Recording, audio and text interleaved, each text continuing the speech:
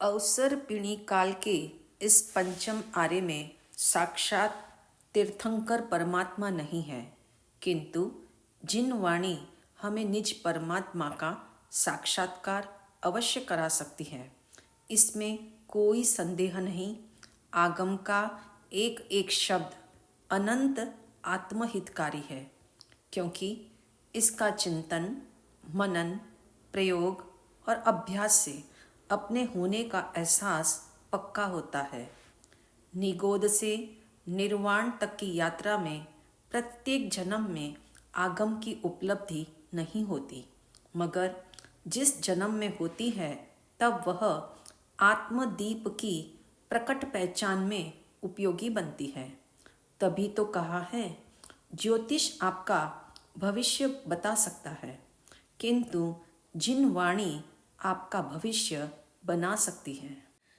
आत्मस्वरूप की पहचान कराना ही शास्त्र का मूल उद्देश्य है। जीव को चेतन तथा शाश्वत सिद्ध करना एवं देह को जड़, क्षणिक और नाशवान प्रमाणित करते हुए आत्मा और शरीर की भिन्नता स्थापित करना ही आगम का प्राण तत्व है। इसी आधार पर श्री राजप्रश्न सूत्र का लक्ष्य भी आत्मा की सिद्धि करना तथा आत्मा की महिमा का गुणगान करना है। श्री राजप्रश्न सूत्र 2 भागों में विभक्त है। प्रथम भाग में सूर्याभ देव का भगवान महावीर के समक्ष उपस्थित होना, अपने बारे में प्रश्न पूछना एवं उत्तर सुनने के बाद हर्षित होकर विविध प्रकार के नाटकों द्वारा भक्ति जाहिर करने का वर्णन है। अब राज प्रश्न सूत्र का प्रथम विभाग हम प्रारंभ करते हैं। आमल कंपा नगरी में भगवान महावीर का समवसरण शोभायमान है। 4 प्रकार के देव, 4 प्रकार की देवियां, मानव, मानवी, तिर्यंच, तिर्यंचनी, इस प्रकार 12 प्रकार की परिषदा यथास्थान विराजित है। आमल कंपा का राजा श्वेत, महारानी धारिणी एवं समस्त प्रजा अत्यंत उत्साह से धर्म श्रवण हेतु तत्पर है। उस समय भगवान महावीर की धीर गंभीर देशना मालकोश राग में ध्वनित होती है। हे देवानुप्रियो, अत्तहियम खु दुहेन लभ्यई, अर्थात आत्महित का अवसर दुर्लभ है। जन्म जन्म से अनंत बार आत्मा की उपेक्षा की है। अब मौका आया है, अपने को जानो, अपने को देखो और आत्मचिंतन द्वारा स्वानुभूति का आनंद प्राप्त करो। जैसे कीचड़ में गिरा हुआ हीरा गंदा नहीं होता, इस विश्वास के बल पर आप उसे बाहर निकालते हो। इसी तरह आत्मा रूपी हीरा अनादि काल से राग द्वेष के कीचड़ में है, फिर भी वह अशुद्ध नहीं हुआ। इसलिए सबसे पहले ये श्रद्धान करो, मैं शुद्ध आत्मा हूँ। इस तरह दृष्टि का विषय शुद्ध आत्मा को बनाओगे तो राग द्वेष की मलिनता भी दूर हो जाएगी। तीर्थंकर परमात्मा की वाणी चंद्रमा की तरह सर्वत्र प्रसारित होती है। वाणी सुनकर दुर्गुणी गुणवान बन जाते हैं, पापी धर्मी हो जाते हैं, धर्मी त्यागी बन जाते हैं। इसलिए भगवान की देशना सर्वत्र उपयोगी है, सबके कल्याणार्थ है, तथापि अपनी अपनी दृष्टि और समझ के धरातल से श्रोता उसे ग्रहण करते हैं। यही कारण है देव देवी, मानव मानवी, तिर्यंच तिर्यंचनी के मानस पटल पर भगवान की देशना का अलग अलग प्रभाव आया। हे भंते, आपकी देशना सुनकर ये समझ आया कि मैं शुद्ध आत्मा हूँ, फिर भी मैंने संसार में कितने रोल किए हैं। ये सब कर्म का उदय था, किंतु हमने अपने आप को मान लिया। इसी तरह अनादिकाल से भ्रमण होता रहा। अब ऐसा साक्षी भाव सधजाए कि मैं कर्ता भोक्ता नहीं हूँ, मैं मात्र जानने वाला हूँ। कर्म के कारण जो शुभ अशुभ भाव पैदा होते हैं वह भी मेरा स्वभाव नहीं है। इसलिए इस बात को पक्का करने का हम सभी देवी और देवता प्रयास करेंगे। अब मानव और मानवी ने सबने मिलकर के परमात्मा से कहा कि आज तक हमने इस क्षणभंगुर जीवन में भौतिकता की दौड़ को ही पुरुषार्थ माना, इच्छा पूर्ति के लिए जीवन को समर्पित कर दिया, दूसरों के आगे जाने की होड़ और दौड़ में स्वयं को भूल गए। मगर अब समझ आ गया, दुख का मूल कारण यही है, जो मेरा नहीं था, नहीं है और न होगा। ऐसे शरीर आदि पुद्गल द्रव्य में अपनापन करना, मैं शुद्धात्मा हूँ का चिंतन करने हेतु अब हम स्वयं की ओर मुड़ेंगे। अब तिर्यंच और तिर्यंचनी ने भगवान से कहा, ये हमारा सौभाग्य है, हम जैसे पशु पक्षी भी आपकी वाणी सुनने के लिए आ सकते हैं। आपकी मंगल देशना सुनने से हमें समझ आ गया, सभी आत्मा शुद्ध है।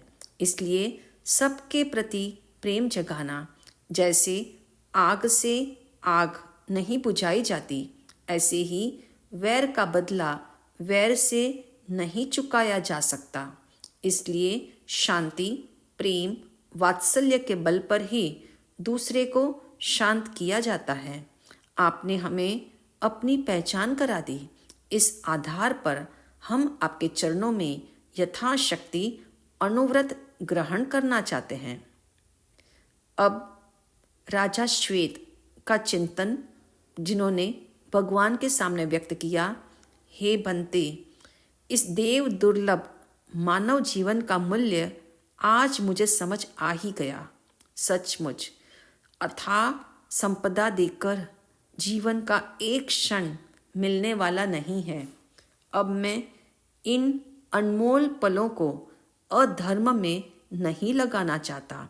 आज तक मैंने जीवन के बेशकीमती क्षण वैर विरोध, लड़ाई झगड़े में बिताए। अब मुझे आपके चरणों में 12 श्रावक के व्रत अंगीकार करने का भाव जागा है। तनिक सोचो, जीवन में ऐसे कितने कार्य हैं जो आप हर दिन करते हो। एक बार स्नान कर लेने पर क्या दूसरे दिन स्नान नहीं करते? एक बार बाल संवार लिए तो क्या दोबारा नहीं संवारोगे? कपड़े भी रोज बदलते हो, खाना भी रोज खाते हो, तो फिर सत श्रवण भी रोज करो।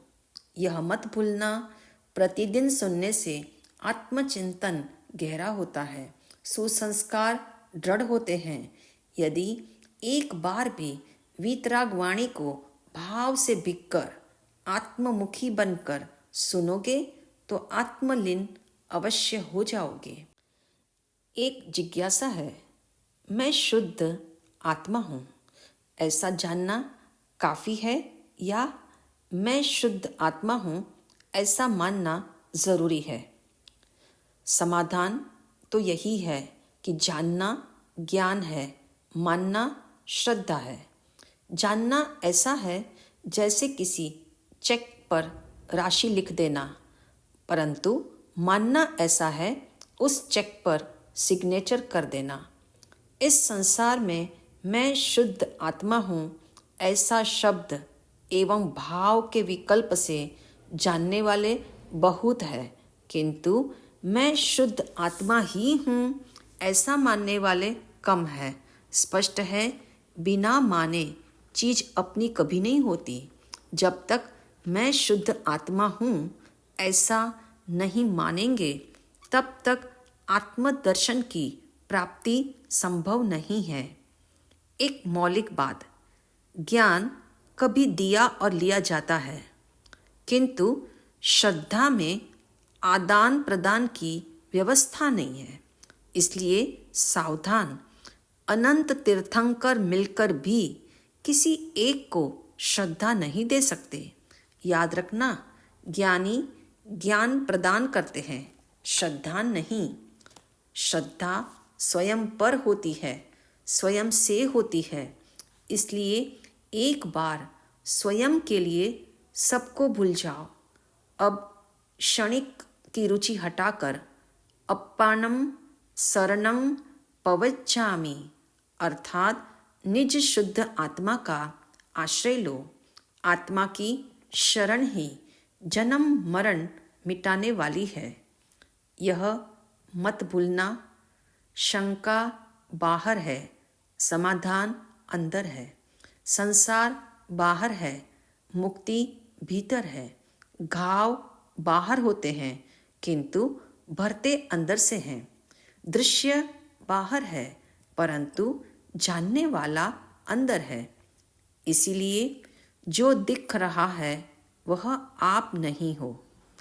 आप देखने और जानने वाले हो। मैं ज्ञाता दृष्टा आत्मा हूँ, अपने में परिपूर्ण हूँ।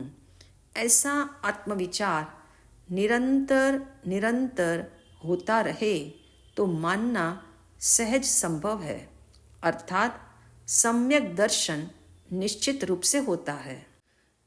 ज्ञानार्थी को 7 प्रकार का प्रबोध। नंबर 1, आत्मा सदा ही शुद्ध है, ऐसा जानकर निस्वरूप की महिमा जागी। नंबर 2, अपने को परमात्मा स्वरूप जाना माना, तब अन्य को भी भगवान रूप में देखने का भाव जागा। नंबर 3, मैं भावी सिद्ध हूँ, ऐसी सोच राग और द्वेष पर स्टॉप लगा देती है। नंबर 4, अन्य जीव भी भावी परमात्मा है, इसलिए उनके प्रति भी वात्सल्य उमड़ता है। नंबर 5, आगे की ओर देखने वाला अपने गंतव्य पर पहुंच जाता है। इसी कारण त्यागी साधक भी वीतराग वाणी सुनते हैं ताकि वे पीछे न हटे एवं आगे की ओर ही देखें। नंबर 6, हर हाल में आत्मचिंतन अनिवार्य है। जगत निंदा करे या प्रशंसा, जीवन रहे या जाए, अनुकूलता हो या प्रतिकूलता, सदा आत्मविचार करते रहना। नंबर 7, अच्छा दिखाने का नहीं, अच्छा देखने का प्रयास करो। जो दिखाई दे रहा है उसे सब देखते हैं, किंतु जो देख रहा है उसे देखो, वही तो आप हो। जन्म जन्म से एक ही भूल हुई है, अपनी ओर एक बार भी नहीं देखा, चलो अपनी ओर। अपनी ओर आने के लिए, तीर्थंकर परमात्मा की वाणी को सुनने के लिए, तीर्थंकर परमात्मा का समूह शरण में हमारा आगमन तो हो। तीर्थंकर परमात्मा का समूह शरण सभी के लिए समान रूप से शरण स्थल होता है। देवों की प्रणम्य प्रीति होती है। यही कारण है आमोद प्रमोद नृत्य नाटक के बीच देवों का अंतकरण मनुष्य क्षेत्र में ही भ्रमण कर लेता है।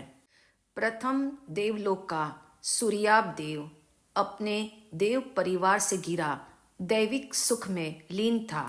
राग रंग की महफिल में मशगुल होने पर भी उसका मानस भगवान के पदार्पण को जान पाया और दर्शन हेतु तत्पर हो उठा। यहाँ पर जानना यह है, दैवीय सुख और मानवीय सुख, उसमें बहुत बड़ा अंतर है। दोनों के आयुष्य में भी बूंद और सागर जितना अंतर होता है। देवों की रिद्धि सिद्धि शक्ति आभा प्रभा मनुष्य की अपेक्षा से बहुत बढ़ चढ़कर होती है। तथापि देवता व्रती नहीं हो सकते, संयमी नहीं हो सकते, नियम प्रत्याख्यान धारण नहीं कर सकते। ये कैसी विडंबना! बिना व्रत नियम के वे देवता नहीं बनते, किंतु देव बनकर वे धर्माचरण नहीं कर सकते। तभी तो वे मोक्ष में नहीं जा सकते। मानव ही मोक्ष का अधिकारी है।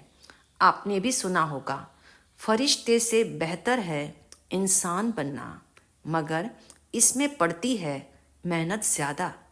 सचमुच इंसान पुण्य करके देव बन जाता है, किंतु अपने विकारों को जीतकर स्वयं परमात्मा होने का लक्ष्य नहीं बनाता।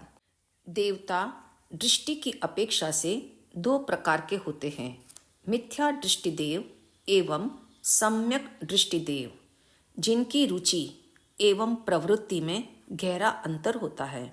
सूर्याप देव सम्यक दृष्टि है। सुदेव सुगुरु एवं सद्धर्म के महत्व को समझता है। यही कारण है दैवीय सुखों से घिरा होने पर भी वह अलिप्त था। उसने भगवान के भाव दर्शन कर लिए, तथापि साक्षात वंदन करने का अवसर वह खोना नहीं चाहता था। प्रायः लोग सोचते हैं वंदन मात्र से क्या होगा। शास्त्र कहते हैं भावपूर्वक वंदन करने से नीच गोत्र कर्म का क्षय होता है, तो अधम कुल में जन्म नहीं लेना पड़ता। मौलिक बात यह है, सूर्याप देव परमात्मा के दर्शन को अपने लिए हितकर, सुखकर, श्रेयकर मानता था।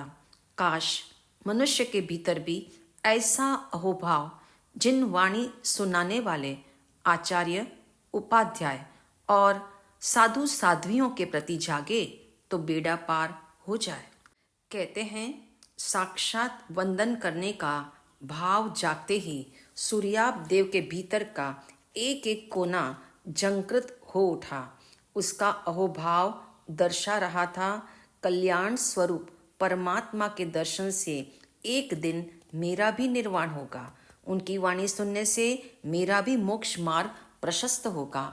भावना पाएं, इस दुर्लभ मानव जन्म में हमारे भाव भी सूर्याप देव की भांति जागे। भगवान की वाणी श्रवण या पठन को हम नित्य क्रम में न डालें। जितना अहोभाव जागेगा उतना ही शीघ्र आत्म कल्याण का मार्ग भी खुलेगा।